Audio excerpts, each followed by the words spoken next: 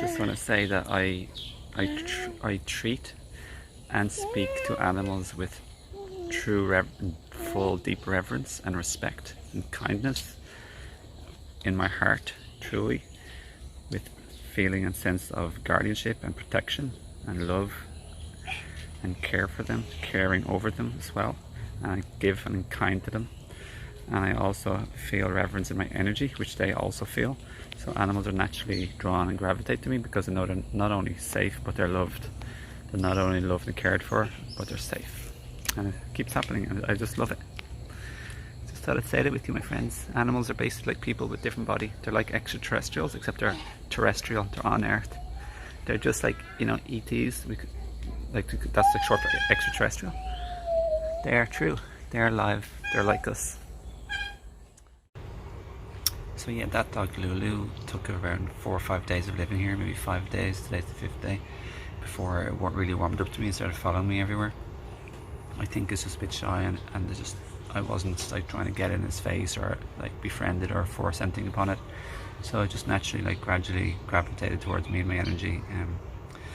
Other dogs, I played with him, like the last place in Florida, I threw the ball, like he was always started to come after me pretty fast. He seemed much more extroverted and full of energy. This dog is more of a female and quieter and calmer, maybe older as well, and less energy. So yeah, that's why I've been eating a vegan diet for 15 years, with some exceptions throughout the way, but basically speaking, vegan diet for 15 years. It's definitely because I care for the animals, and they're basically like, have the intellect of a small child, aged between like 1 and 5, up to 3, 4 or 5 years. And how would you want to treat your or another child who's aged 3, 4 or 5? Obviously with the utmost tender, loving care and respect, and you never want to hurt it or use it or damage anything like a child or nothing. You want to care, save, nurture and protect. So that's exactly why I eat a vegan diet, for ethical reasons. I never say I am a vegan, because that's not who I am. My diet or my job or my gender, my ethnicity, my beliefs, they aren't who I am. I am a soul, a spirit, and part of the infinite consciousness or source, whatever you want to call it. That's who I am, and I'm using a physical body. So none of that is who I am. My body's not who I am.